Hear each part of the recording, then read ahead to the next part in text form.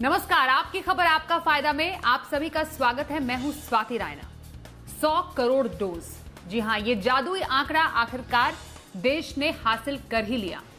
महज 9 महीने 5 दिन में इतनी बड़ी आबादी को कोविड वैक्सीन लगाना कोई आसान काम नहीं था। अड़चनें बहुत सारी इस बीच में आई, लेकिन उससे पार पाते हुए 100 करोड़ आबादी को कोरोना वैक्सीन लग चुकी है।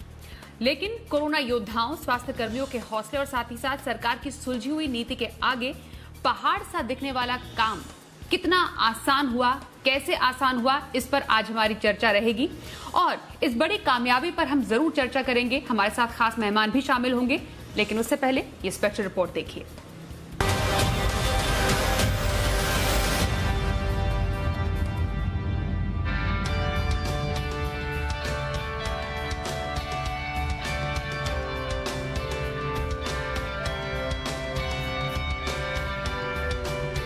कोरोना महामारी के खिलाफ जंग में भारत ने 100 करोड़ के वैक्सीनेशन के आंकड़े को पार कर लिया है। टीकाकरण की इस स्पीड ने कोरोना के तीसरी लहर की आशंका को चारों खाने चित कर दिया है। पूरे देश में जश्न का माहौल है। WHO ने भारत की इस ऐतिहासिक कामयाबी पर बधाई दी है। कोरोना का पहला टीका इसी साल 16 जनवरी को दिल्ली के सफाई कर्मी मनीष कुमार को लगा था और आज दिल्ली के राम मनोहर लोहिया अस्पताल में दिव्यांग अरुण रॉय को 100 करोड़वां टीका लगा।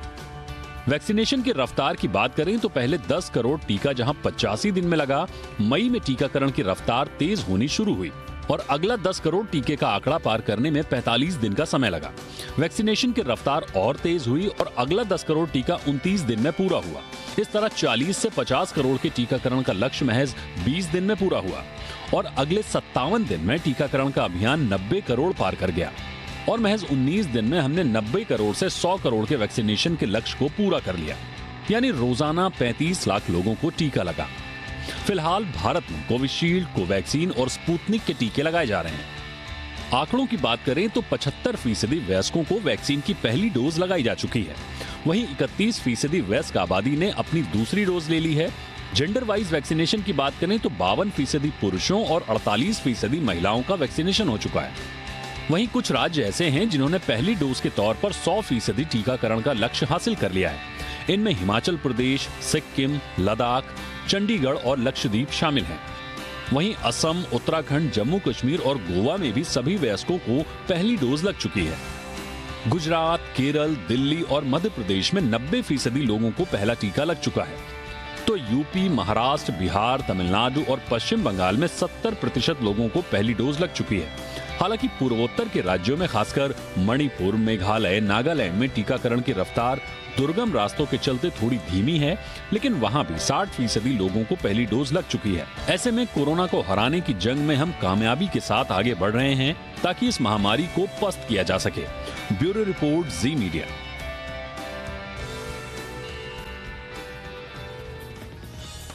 तो आज की इस खास पेशकश में किन 3 सवालों को आज हम अपने खास पैनल से पूछेंगे और इनके जवाब तलाशेंगे। सबसे पहले आज के बड़े सवाल आपको बताएं। आज हम समझेंगे 100 करोड़ वैक्सीनेशन कितनी बड़ी उपलब्धि है हमारे देश के लिए। क्या अभी भी कोरोना की चुनौती बनी हुई है? साथ ही कोविड से निपटने के लिए अभी और क्या करना बाकी है? आज हमारे साथ बेहद ही खास मेहमानों का पैनल है। सबसे पहले परिचय करा दे, हमारे साथ डॉक्टर संजय के राय हैं, ये है researcher Covaxin AIIMS. Doctor NK Arora, प्रमुख नेशनल टास्क फोर्स ICMR और doctor Sameer Bhati, member Covid vaccine committee.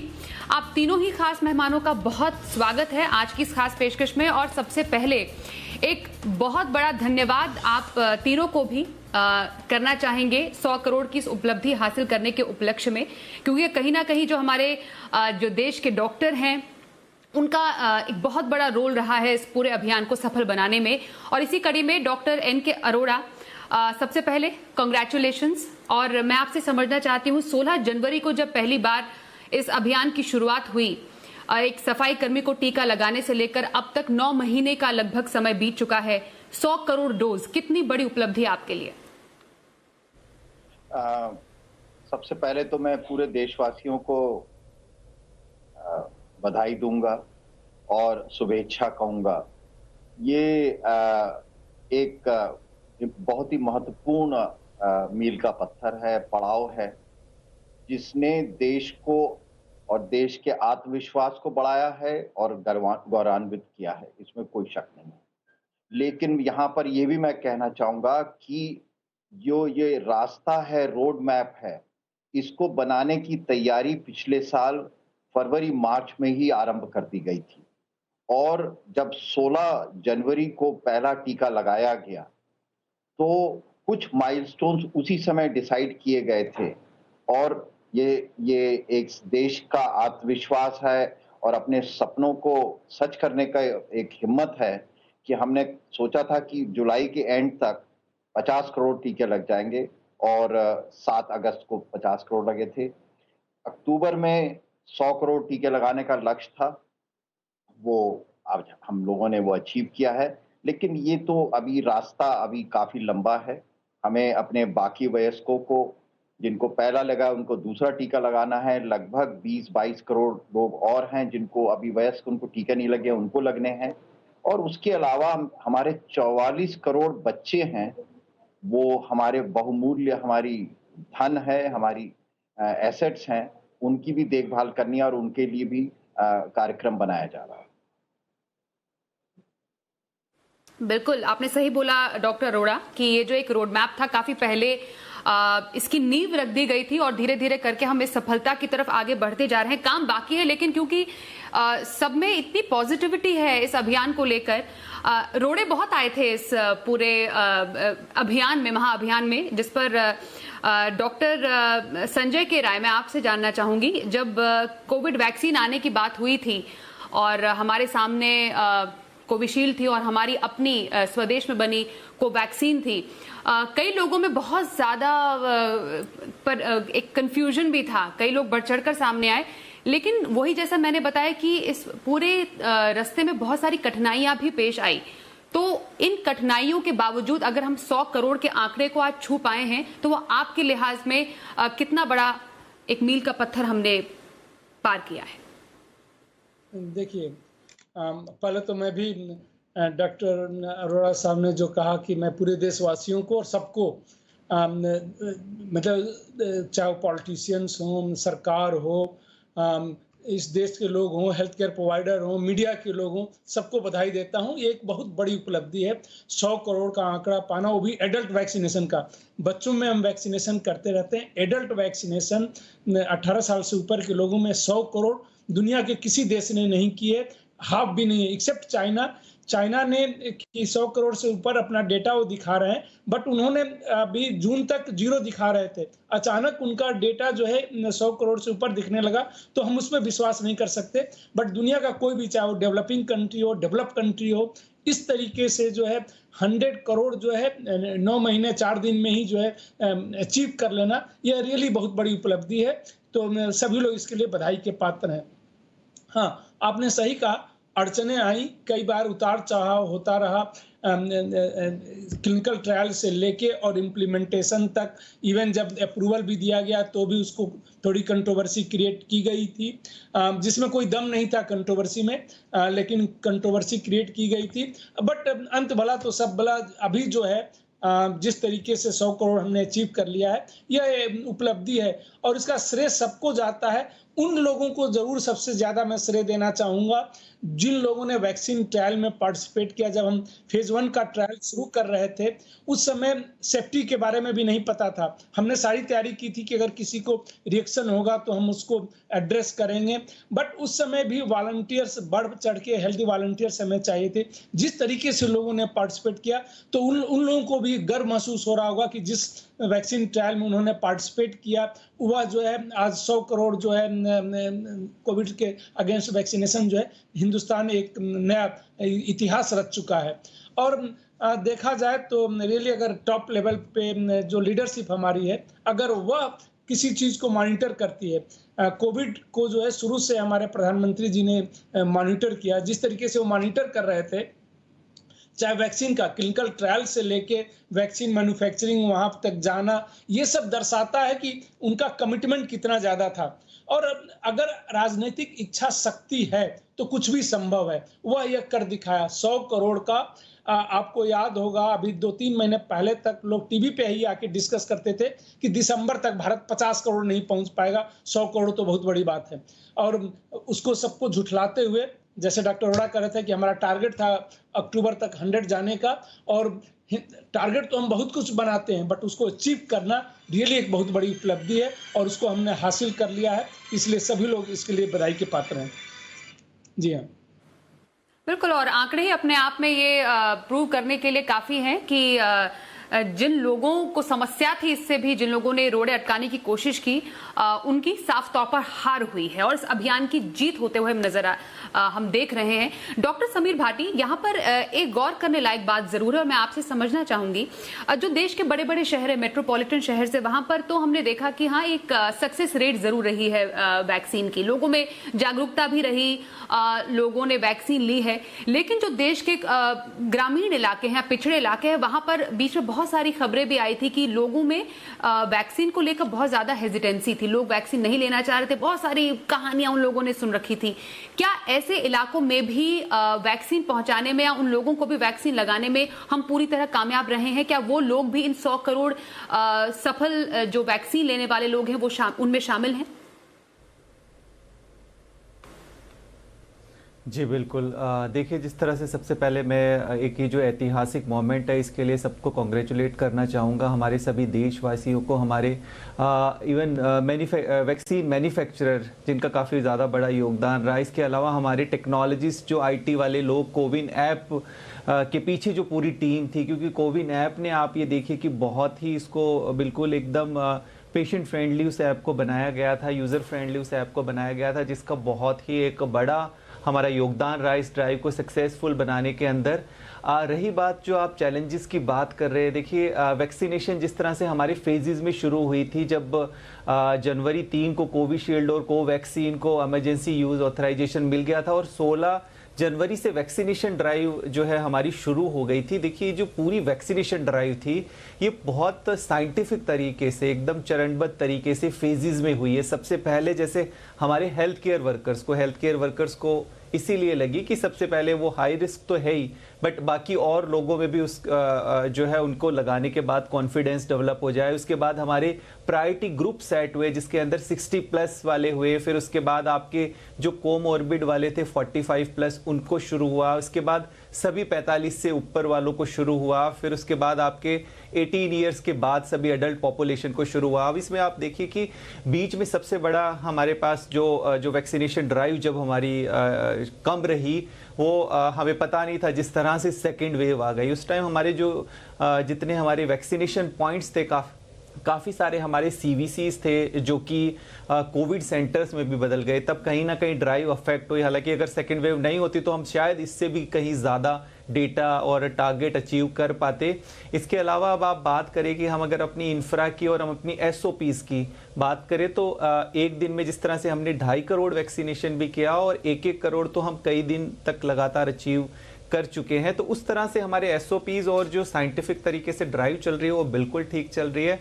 Challenges की जहाँ तक बात करें, देखिए शुरुआती दिनों के अंदर रूरल में नहीं, वो तो आपके अर्बन एरियाज़ के अंदर भी हेजिटेंसी थी, पर धीरे धीरे ठीक हुई। रूरल की हम बात करें तो कुछ इलाकों के अंदर देखा गया कि वहाँ पर थी, पर धीरे धीरे वो भी सेटल होने लग गई शुरू। अभी जैसे आपने अपनी रिपोर्ट के अंदर भी दिखाया कि कुछ राज्य तो ऐसे हैं जहाँ पे 100% अडल्ट पॉपुलेशन को वैक्सीन लग चुकी है। तो अब मुझे लग रहा है जहाँ तक है कि हेजिटेंसी अब लोगों के अंदर काफ़ी ज़्यादा कम हो गई है। जिस तरह का भी हम डेटा जो देख रहे हैं, सेकेंड डोज के लिए लोग नहीं आ रहे, तो कहीं ना कहीं एक लापरवाही वाली बात ज़रूर देखी गई है। पर सरकार के प्रयासों में और इंफ्रास्ट्रक्चर वाइज किसी भी तरह के हम लोगों ने कहीं कमी नहीं देखी है, क्योंकि आप बात करेंगे तो जो सेकेंड डोज है लगभग 10 करोड़ के करीब लोग टाइम पे अपनी लगाने के लिए नहीं आए हैं। तो इसलिए फ़िलहाल अभी जो हमारा वैक्सीनेशन ड्राइव चल भी रहा है और जो कैंपेन्स चल भी रही है, उसके अंदर हम सेकेंड डोज के लिए लोगों को थोड़ा और मोटिवेट कर रहे हैं, सेंसिटाइज कर रहे हैं। और अभी कुछ हमारी जो घरों में जाकर वैक्सीनेशन करने वाली ड्राइव है वो भी अभी जल्द ही लॉन्च हो जाने वाली है। और मैं समझता हूँ हमारी पेडियाट्रिक वैक्सीन जो कि अभी ज़ाइकोव-D भी आ गई, 12 से 17 साल के लिए रोल आउट होने वाली है। तो ये सब भी आने के बाद शायद ये जो नंबर्स है और भी तेज़ गति से फास्ट उससे जो है ड्राइव शुरू होगी। तो जहाँ तक हो रहा है कि इतने सारे चैलेंजेस होने के बाद भी सप्लाई चेन में भी चैलेंजेस थे, कुछ कोविन ऐप की ट्रांसपेरेंसी को भी शुरुआती दिनों में लेकर चैलेंजेस आए, ये सब होते हुए भी ड्राइव हमारी कंसिस्टेंटली चलती रही और हमने जो है ये टारगेट अचीव किया। तो ये एक काफ़ी बड़ा सराहनीय जो है और काफ़ी एक हमारी ऐतिहासिक जो है ये हमने एक माइलस्टोन अचीव किया है। और दूसरा अगर हम देखें, अगर अदर कंट्रीज़ के मुकाबले हम देखें तो हमारी जो वैक्सीनेशन था प्रक्रिया वो 1 महीने बाद देरी से भी शुरू हुई थी, उसके बाद भी हम लोगों ने जो है काफ़ी अच्छा नंबर अचीव कर लिया है। भारत में सफल वैक्सीनेशन का 100 करोड़ पहुंच चुका है और अपने आप में उपलब्धि है। 16 जनवरी से अब तक 9 महीनों में ये आंकड़ा हमने छुआ है, अपने आप में मील का पत्थर हमने हासिल किया है, लेकिन अभी चुनौतियां कम नहीं है। डॉक्टर अरोड़ा, आपसे हम समझना चाहेंगे, जैसा डॉक्टर भाटी भी कह रहे थे और आंकड़ों के लिहाज से भी हम समझे, जो 18+ पॉपुलेशन है, अडल्ट पॉपुलेशन में एक डोज लेने वाले 75% तो जरूर है, लेकिन जो फुल डोज वाले लोग हैं वो सिर्फ और सिर्फ 31% है। जैसा डॉक्टर भाटी ने भी बताया कि सेकंड डोज लेने में लोग आनाकानी या तो कर सकते हैं या तो वो नहीं सामने आ रहे लेने के लिए। 10 करोड़ ऐसे लोग हैं जो सेकंड डोज अभी तक नहीं उन्होंने लिया है या उनका टाइम आगे बढ़ गया है। क्या वजह है कि सेकंड डोज में इतना ज्यादा आलस हमें लोगों के प्रति नजर आ रहा है? ये बहुत ही महत्वपूर्ण सवाल है और जैसे डॉक्टर भाटी ने कहा और संजय जी ने भी कहा कि अगर हमें अपने पूरी आबादी को एक समग्र तरीके से रक्षा कवच में बांधना है तो हर एक व्यक्ति के लिए 2 टीके लगना बहुत महत्वपूर्ण है। यहाँ पर मैं ये कुछ 2-3 बातें कहना चाहूँगा। पहली बात तो है कि अगर आप कोविन डैशबोर्ड खोल के देखें तो अब दूसरी डोज वाले पहली डोज वाले से बढ़ गए हैं।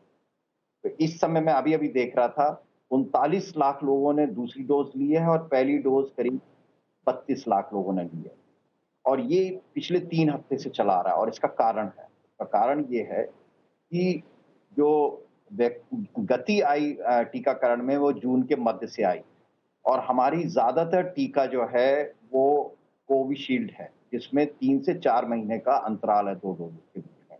तो जिनको जुलाई में पहला टीका लगा, अब उनका नंबर आया है दूसरा टीका लेने के लिए। तो आप देखेंगे कि ग्रेजुअली प्रपोर्शन जो हिस्सा है दूसरी डोज वाला वो बढ़ता चला जाएगा और पिछले 3 हफ्ते में ये ट्रेंड बड़ा क्लियरली दिखाई दे रहा है। दूसरी चीज कि जो शुरुआती समय में लोगों ने टीके लगाए तो उसमें से काफी लोग ऐसे थे जिन्होंने पहला टीका नहीं लगाया गया है और उसके लिए एक स्पेशल मुहिम चलाई जा रही है कि उनको बुलाया जाए कि भैया आके टीका लगा लो। अगर देर भी हो गई है तो कोई परेशानी नहीं है। कोई भी व्यक्ति कोई भी टीका लगाओ, चाहे कोवैक्सीन हो या कोविशील्ड, उसको अगर पहला टीका उसने आज से 6 महीने पहले भी लगाया है तो पूरा का पूरा अगर हमने कोर्स या शेड्यूल अपना पूरा कर लिया वैक्सीन का तो वैक्सीन का पूरा लाभ मिलेगा। तो उसके लिए बहुत प्रदेशों ने स्पेशल सेकंड डोज के लिए वैक्सीनेशन सेंटर्स को लगाया या दिन लगाया कि भाई हफ्ते में 2 दिन खाली सेकंड डोज लगाई जाएगी। तो ये भी उस कदम की तरफ है। तीसरी चीज एक और भी है कि जो बहुत ही महत्वपूर्ण है कि हमने एक नेशनल वैक्सीन ट्रैकर प्लेटफॉर्म बनाया है, जिस पे हमें देखा जा रहा है कि जिसको कोई वैक्सीन नहीं लगी है, जिसको एक वैक्सीन की डोज लगी है, 2 वैक्सीन, उसमें मृत्यु से और सीरियस बीमारी से कितना बचाव हो जाता है। क्योंकि दूसरी जो लहर थी वो बहुत डिवास्टेटिंग थी, वो उसने बहुत तहस नहस किया, लेकिन बहुत लोगों को इन्फेक्शन किया। तो उसकी वजह से जिन लोगों को 1 डोज मिली है उनमें 97% प्रतिरोधक क्षमता है मृत्यु के प्रति और जिनको 2 डोज लगी 98-99% है। कहने का मकसद ये है कि 2 डोज लगाना बहुत महत्वपूर्ण है। पिछले 3-4 हफ्तों से जैसे जैसे दूसरी डोज के लिए लोगों का टाइम आ रहा है वो लगा रहे हैं। स्टेट्स विशेष कार्यक्रम कर रहे हैं, लेकिन साथ ही साथ ये भी बताना है कि क्योंकि हमारे 70% लगभग आबादी को प्राकृतिक तौर पे संक्रमण हो चुका है, तो उनको जो भी डोज मिलती है वो एक बूस्टर का काम करती है और डबल बैरल प्रोटेक्शन का काम करती है। तो हमें उम्मीद है कि आने वाले समय में जो कोरोना की बीमारी से बचाव है उसमें हमारी आबादी में, हमारी जनता में काफी अच्छा प्रतिरोधक क्षमता होगी। लेकिन साथ ही साथ अगर हमने इस समय ढिलाई करी, वो फिर चिंता की बात है। बिल्कुल सही बोला आपने सर, ढिलाई का तो समय ही नहीं है अभी। जंग हम काफी हद तक जीत चुके हैं, लेकिन अभी पूरी तरह इस पर काबू पाना बाकी है। इसलिए डॉक्टर संजय, आपसे समझना जरूरी है सर कि जैसे कोवैक्सीन में जो दोनों डोज के बीच का अंतराल है वो कम है। जो लोग मानिए मई में वैक्सीन ले चुके होंगे, उनका 1 महीने के अंदर जून में दूसरा डोज आ गया होगा, और उसके बाद उनके लिए समझना जरूरी है जो जिस वैक्सीन में अंतराल कम है, उनके लिए बूस्टर डोज क्या जरूरी है? क्योंकि लोगों के मन में बहुत सारा सवाल है, क्या 6 महीने के बाद, 2 वैक्सीन के 6 महीने के बाद भी बूस्टर डोज क्या लेना चाहिए किसी को? और क्योंकि आशंका थर्ड वेव की भी जताई जा रही है बार बार। मैं थर्ड वेव से ही शुरू हो जाता हूं, तब बूस्टर पे आता हूं, क्योंकि थर्ड वेव की आशंका जताई जा रही थी कि जुलाई लास्ट में या अगस्त फर्स्ट में आएगा, फिर सितंबर में आएगा, अगस्त में, फिर सितंबर में आएगा, अक्टूबर मिड में 4 लाख केसेस होने लगेंगे। देखिए, इसका एक वैज्ञानिक पहलू होता है कि कोई भी वेव क्यों आती है। शुरू से हम लोग कह रहे हैं कि इसकी संभावना बहुत ही कम है कि कोई वेव आएगी, क्योंकि जिस तरीके से सेकेंड वेव आया था और जिस तरीके से लोगों को इन्फेक्शन हुआ था, चाहे वो दिल्ली हो, बड़े बड़े शहर हो, इवन रूरल एरिया में, अभी ICMR ने सीरो सर्वे किया, उसने बताया कि करीब कंट्री के 68% लोगों को हो गया था। जहां कम इन्फेक्शन हुआ था, जैसे केरला में और नॉर्थ ईस्ट में था, तो वहां पे देखिए इसीलिए केसेस बढ़ते रहे। बट जहां एक बार केसेस हो जाता है, तो इसलिए ये कहना कि थर्ड वेव आएगा और 2 महीने बाद आएगा, ये मुश्किल होता है। धीरे धीरे जब इम्यूनिटी लेवल कम होता है, तब ये हो सकता है। तो अभी नियर फ्यूचर में जो है थर्ड वेव की संभावना ऐसी कोई नहीं लग रही कि बहुत बड़ी थर्ड वेव आएगी। छोटे मोटे वेव इस टाइप के वायरस में आते रहते हैं और वो कभी खत्म नहीं होंगे।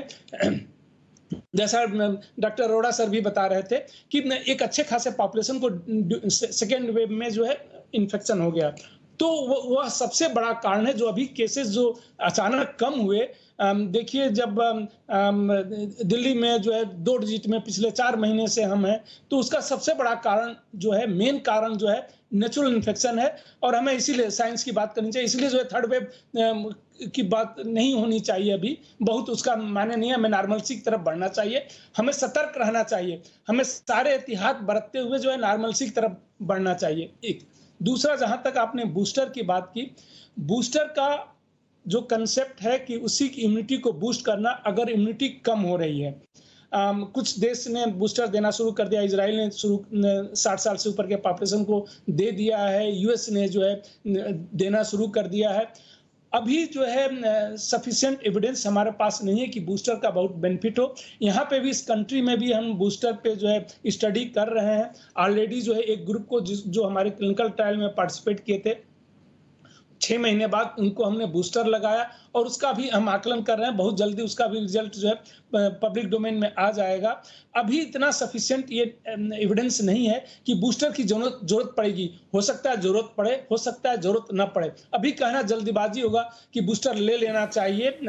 साइंस में बिना एविडेंस की हम जी डॉक्टर नहीं कर, तो इसलिए जो है अभी कहना जल्दीबाजी। सर आपने अच्छा किया, ये क्लियर कर दिया लोगों के लिए। बिल्कुल आपने क्लियर कर दिया सर, थर्ड वेव को लेकर भी, बूस्टर डोज को लेकर लोगों के मन में सवाल आपने काफी हद तक शांत किए। डॉक्टर भाटिया, आपसे जरूरी सवाल ये है कि लोगों के मन में अब सवाल है, अब तो 1.5 साल से ऊपर हो गया, कोरोना कब जाएगा? क्या कोरोना हमारे साथ ही रहेगा, एंडेमिक बन जाएगा, खत्म हो जाएगा, नॉर्मल फ्लू की तरह बीच बीच में आता रहेगा? क्या इन सवालों के जवाब हमारे पास अभी है? देखिए, सबसे पहले तो अभी हमारे पास सबसे ज़्यादा ज़रूरी है कि हमारी जो भी पॉपुलेशन बची है वो पूरी तरह से वैक्सीनेट हो जाए। इसके अलावा हमारा जो सबसे ज़्यादा यहाँ पर जो चीज़ हम ध्यान भी रख रहे हैं पीछे से, कि हम जीनोम सीक्वेंसिंग करके ये भी ट्रैक कर रहे हैं कि कोई नई तरह का ऐसा वेरिएंट तो नहीं आ रहा, जो कि अच्छी बात है कि अभी भी कोई हमारा डेल्टा वेरिएंट है वही है बस, और अभी कोई नई तरह का वेरिएंट ऑफ कंसर्न भी नहीं देखा गया है। तो जहाँ तक हमें लगता है कि जो मैथमेटिकल कैलकुलेशंस भी हुई थी थर्ड वेव की, उस तरह की चीज़ें भी अभी सामने नहीं आई है। और हमारी मैक्सिमम 70% से ज़्यादा ऑलरेडी नेचुरल इन्फेक्शन भी हो गया और ज़्यादातर लोगों को वैक्सीन भी लग चुकी है। तो उस तरह से तो चीज़ें बिल्कुल एक पॉजिटिव की तरफ है। बस हमारा ध्यान देना ये ज़रूरी कि अगले अभी 2-3-4 महीने तक, जब तक ये वैक्सीनेशन ड्राइव पूरी, हम जो 90% हमारी एडल्ट पॉपुलेशन को पूरी तरह से वैक्सीनेशन ना लग जाए, तब तक हम इस चीज़ के ऊपर अभी बहुत ज़्यादा कुछ कह नहीं पाएंगे, क्योंकि इसमें सबसे महत्वपूर्ण बात है कि जब तक सब सेफ नहीं है तब तक कोई भी सेफ नहीं है। बिल्कुल सर, आपने बहुत बेहतर ढंग से इस पूरे शो को समझ भी किया है कि लोगों के मन में जो सवाल कि थर्ड वेव आएगी, कब आएगी, क्यों आएगी, आएगी कि नहीं आएगी, और हमारा जो खास पैनल है, डॉक्टर्स का पैनल है, एक्सपर्ट्स है, वो कह रहे हैं कि अभी चिंता की जरूरत नहीं है, क्योंकि अभी कोई वेरिएंट ऑफ कंसर्न सामने नहीं आया है। लेकिन हाँ, आपको बिल्कुल निश्चिंत नहीं हो जाना है। अभी तो हमने 100 करोड़ का आंकड़ा पार किया है, उस जनता को वैक्सीन लगी है, लेकिन हमें ये 100% बेसिकली देश की पूरी जनता को वैक्सीन लगानी है, और इसलिए सेकंड डोज के लिए भी सामने लोग आए। बच्चों के लिए वैक्सीन जब रोल आउट हो रही है तो बच्चे भी वैक्सीन लगाए, तभी जाकर हम कहेंगे कि हमने कोरोना पर जीत पूरी तरह हासिल कर ली है। बहुत बहुत धन्यवाद doctor Sanjay K Rai, doctor N K. Arora, doctor Sameer Bhati, हमारे साथ आज की इस बेहद ही खास पेशकश में शामिल होने के लिए आपका।